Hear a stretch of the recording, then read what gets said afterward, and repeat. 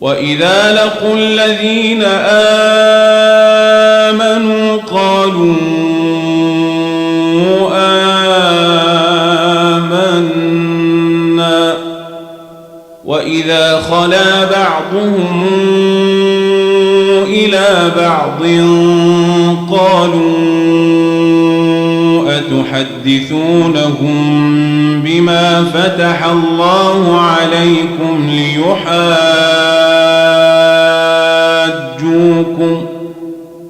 ليحاجوكم به عند ربكم أفلا تعقلون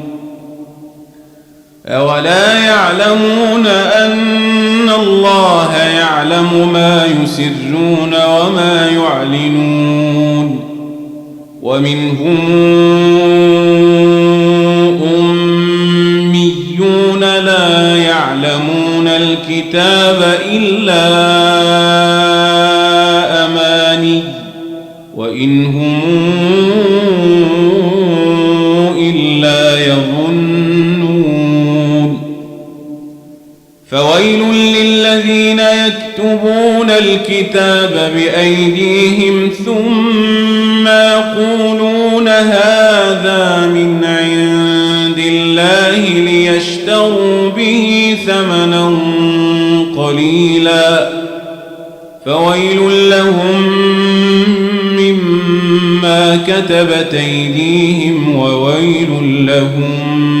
مما يكسبون وقالوا لن تمسنا النار إلا أياما معدودة قل اتخذتم عند الله عهدا فلن يخلف الله عهده أم تقولون على الله ما لا تعلمون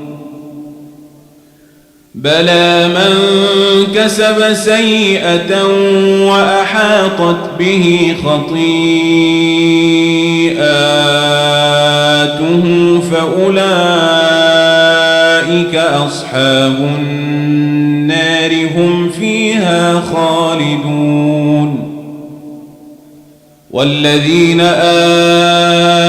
آمنوا وعملوا الصالحات أولئك أصحاب الجنة هم فيها خالدون وإذا أخذنا ميثاق بني إسرائيل لا تعبدون إلا الله وبالوالدين إحسانا وذي القربى واليتامى والمساكين وقولوا للناس حسنا وأقيموا الصلاة وآتوا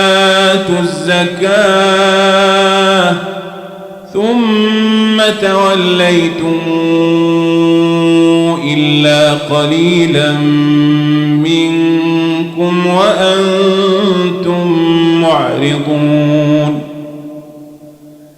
وإذا أخذنا ميثاقكم لا تسفكون دماءكم ولا تخرجون أنفسكم من دياركم